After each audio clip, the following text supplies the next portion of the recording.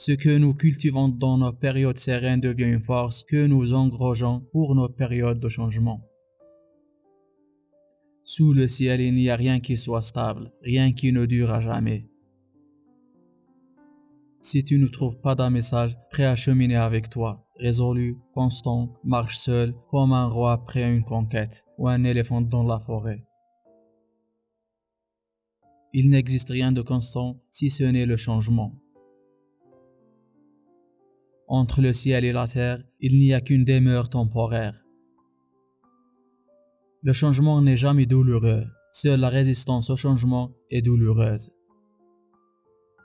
Peu parmi les hommes vont à l'autre rive, le reste des humains court ça et là sur cette rive. Attends tout de toi-même.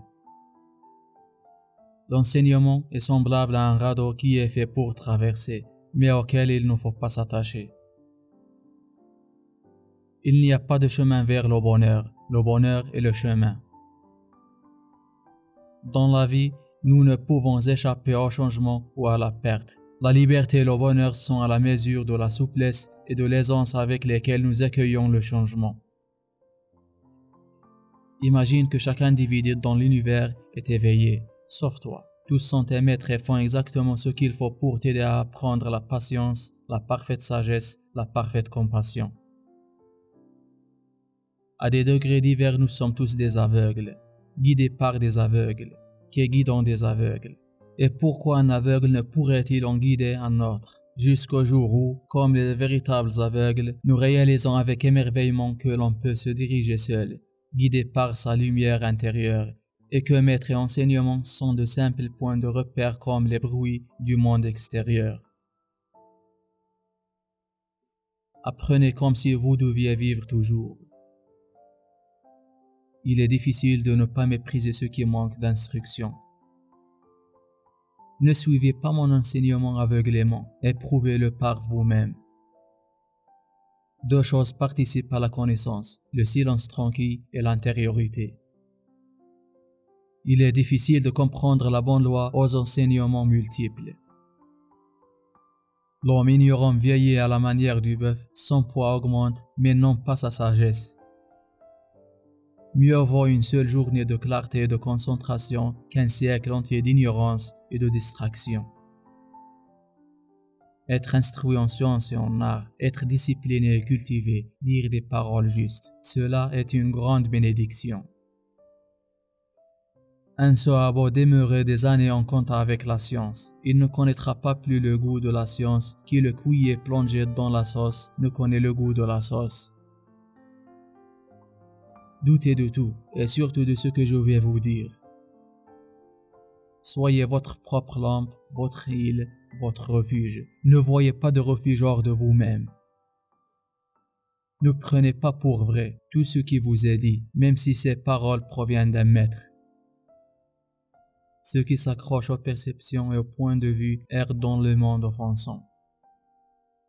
La colère est si mauvaise qu'elle peut jeter une ombre négative sur votre esprit et modifier le tournant de votre vie.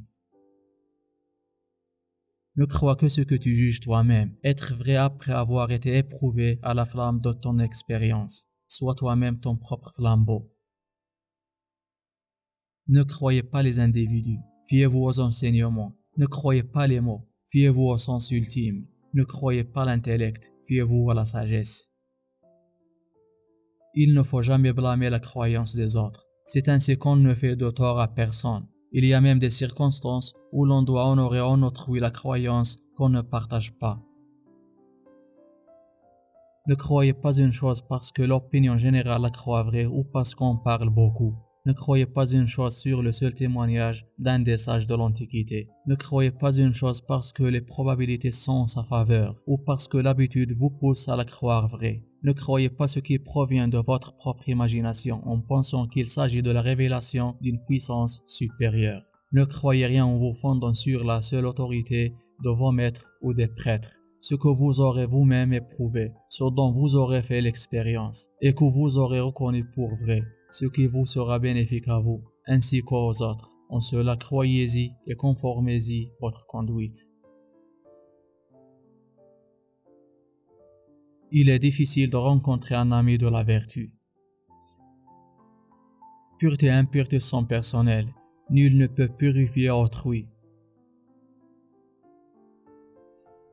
Il est difficile de surmonter l'orgueil qui dit toujours « moi ». De l'avidité vient le chagrin, de l'avidité vient la crainte. La vigilance est le chemin du royaume immortel, la négligence celui qui conduit à la mort. Comme revient la poussière jetée à contrevent, il revient au tortionnaire le mal fait à l'innocent. Celui qui commet des mauvaises actions se fait à lui-même le mal que son ennemi lui souhaiterait. Vraiment, la connaissance d'un insensé le mène à sa ruine. Elle détruit son bon côté en brisant sa tête. À toi vers le bien, garde ton esprit du mal. L'esprit de celui qui est lent à faire le bien se réjouit du mal. S'abstenir du mal, renoncer aux intoxicants, être vigilant dans le bien, cela est une grande bénédiction. Il en est qui sont présents dans leur propre filet d'acharnement au plaisir, comme l'araignée dans sa toile. Ainsi que l'orfèvre raffine l'argent brut, ainsi, peu à peu et d'instant en instant, l'homme sage se purifie de ses impuretés. Chez celui dont l'esprit est inconstant, qui ignore la vraie loi et manque de confiance, la sagesse n'atteint pas la plénitude. Si quelqu'un commet le mal, qu'il se garde de recommencer, qu'il ne s'y complaise. Douloureuse est l'accumulation du mal. Celui dont la méchanceté ne connaît pas de borne, enlacé par elle, se fera bientôt autant de mal que pourrait lui souhaiter son ennemi. Le méchant même goûte le bonheur, tant que le mal qu'il a fait n'est point arrivé à maturité. Dès qu'il y est arrivé, le malheur alors fond sur lui.